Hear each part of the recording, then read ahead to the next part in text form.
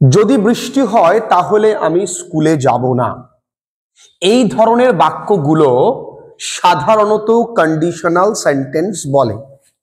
আর এই conditional sentence কি সেটা কিন্তু আমি ক্লাসে খুব ডিটেইলে বুঝিয়ে দিয়েছি। তার ভিডিও লিংকটা তোমরা ডেসক্রিপশনে বা কমেন্টে ফার্স্ট পিন করে দেওয়া থাকবে, কারণ আমাদের ডেসক্রিপটিভ ইংলিশ এবং গ্রামার ডাইজেস্ট কোর্স দুটো কোর্স সাইমালটেনিয়াসলি কিন্তু বেশ জনপ্রিয় এবং ভালোভাবে চলছে। এই বাক্যগুলো দেখি আমরা ট্রান্সলেট করতে পারি কি না। যদি বৃষ্টি হয় তাহলে স্কুলে যাব না। আচ্ছা বাবু, যদি বৃষ্টি হয় তাহলে স্কুলে যাব না, জেনারেল কন্ডিশন। তাহলে ইফ ইট রেইনস, যদি বৃষ্টি হয় তাহলে স্কুলে যাব না।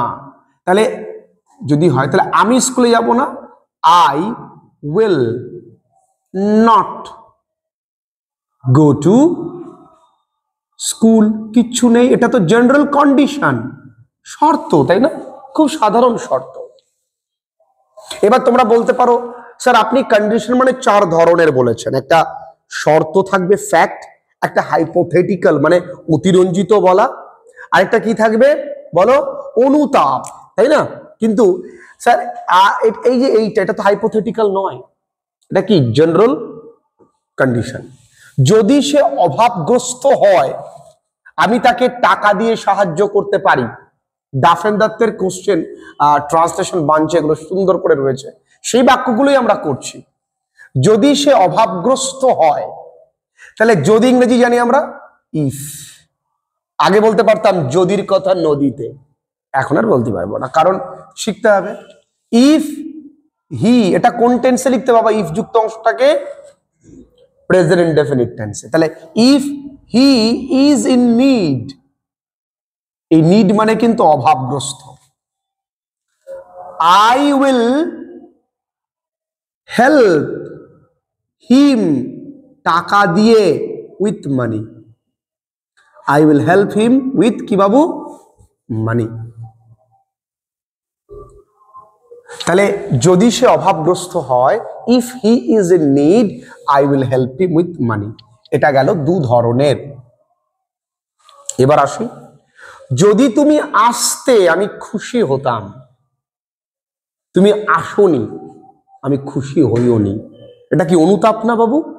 যদি তুমি আসতে আমি খুশি হতাম, তাহলে যদি তুমি আসতে, ইফ ইউ, অনুতাপ। অনুতাপের কি ছিল? If you had come. অনুতাপ এরকম হয় তো, if you had come I would have been, I would have been happy. চারটে ফর্মেশন প্লিজ তোমরা অবশ্যই দেখে নেবে কন্ডিশনাল সেন্টেন্স। আর তোমরা যারা এই ক্লাসটা করছো তারা তো রীতিমতন এই ক্লাসটা সঙ্গে করেই পাচ্ছ। এটা তো অনুতাপ, রিপেন্ট করছে। যদি তুমি আসতে তাহলে আমি খুশি হতাম। এর পরের বাক্য খুব সুন্দর করে এনজয় করো। আজ নয় কাল লাগবে কাজে। যদি গত বছর আমি এখানে থাকতাম তাহলে আমি তোমাদের ক্লাবের সদস্য হতাম, এটাও তো অনুতাপ, আমি তো হতে পারিনি। তাহলে যদি, if I had bin, I had been here last ইয়ার, তাই না বাবু? যদি গত বছর আমি এখানে থাকতাম তাহলে I had been here last ইয়ার। এই হ্যাড বিন কেন আসছে? যদি থাকা বোঝাচ্ছে না, তাহলে এখানে আসলে ওয়াজ ওয়্যার ছিল, তো সেটাকে ওয়াজ ওয়্যারের পরিবর্তে আমরা ন্যারেশন চেঞ্জে কি করেছিলাম মনে আছে? তাহলে ইফ আই হ্যাড বিন মানে যে জায়গায় ওয়াজ ওয়্যার সেখানে had been, would have been এগুলো বসাতে হয়। তাহলে if I had been here last year I, এই যে I would have, I would have been তোমাদের ক্লাবের সদস্য হতাম। তাহলে আই উড হ্যাভ বিকাম, আমি এমনও লিখতে পারি বা আমি এমনও লিখতে পারি I would have been the member of your club, the member of your club. তাহলে আমি তোমাদের ক্লাবের সদস্য হতাম।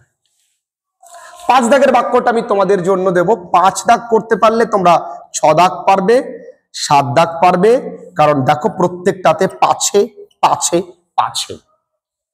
পাছে তুমি ক্রুদ্ধ হও সেজন্য আমি এসেছি, পাছে সর্দি লাগে সেজন্য শীতকালে স্নান করেন না, পাছে এসে পরীক্ষায় ফেল করে সেজন্য সে মন দিয়ে পড়ছে।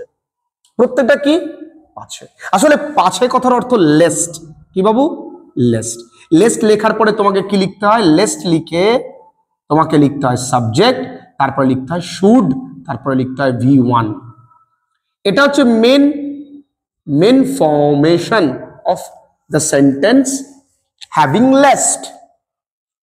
তাহলে তুমি ক্রুদ্ধ হও সেজন্য আমি এসেছি, তাহলে I came lest you should be angry. বাবু এখানে শুড বি কেন শুড বি হলো? কারণ এখানে ইউ শুড অ্যাংরি বসে না, কারণ শুডের পরে ভার্ব বসতে পারে, কিন্তু অ্যাংরিটা তো ভার্ব নয়, তাই না? You should be angry. আচ্ছা, পাছে সর্দি লাগে সেজন্য সে শীতকালে স্নান করেন না, তাই বলতে পারি he does not take bath. কখন? During winter. আচ্ছা স্যার আমি ইন লিখলে কি ভুল হবে? না রে বাবু, লেখ, অ্যাটলিস্ট হাতের জড়তাটা সরে যাক। He doesn't take bath during winter. পাচ্ছে তাহলে লেস্ট সর্দি লাগে তাহলে হি শুড, দেখো সর্দি লেগে যাওয়া ইংরেজি ক্যাচ কোল্ড।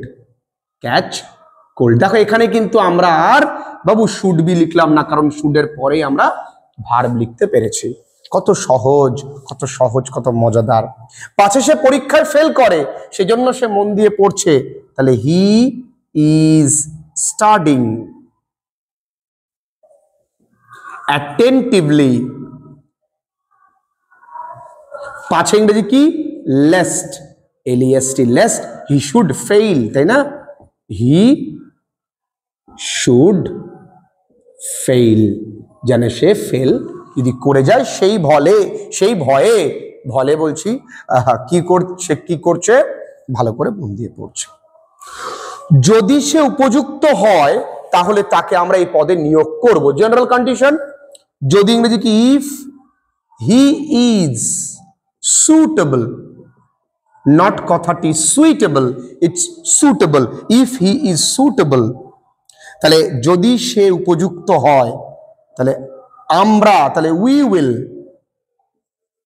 উইল অ্যাপয়েন্ট হিম, কোথায় বাবু? To the post. আমরা টোটাল 20টা বাক্য করব, এবং এই 20টা বাক্য যথেষ্ট যে তোমার ইংরেজি লেখাটা এখনো কত শেখা বাকি। আমরা এখনো প্রতিনিয়ত শিখছি, তোমাকেও শিখতে হবে।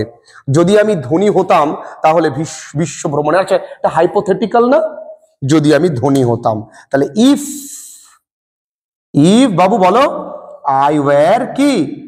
রিচ, তাহলে আই উড গো আউট, বেরোন ইংরেজি কি? I would go out for world tour, তাই না? বিশ্ব ভ্রমণে বেরোতাম যদি আমি ধনী হতাম। যদি সে দোষী হতো তাহলে সে দোষ স্বীকার করত, কিন্তু সে দোষ স্বীকার করেনি। তাহলে যদি সে দোষী হতো, দেখো if he had been guilty, যদি সে গিল্টি হতো, he would have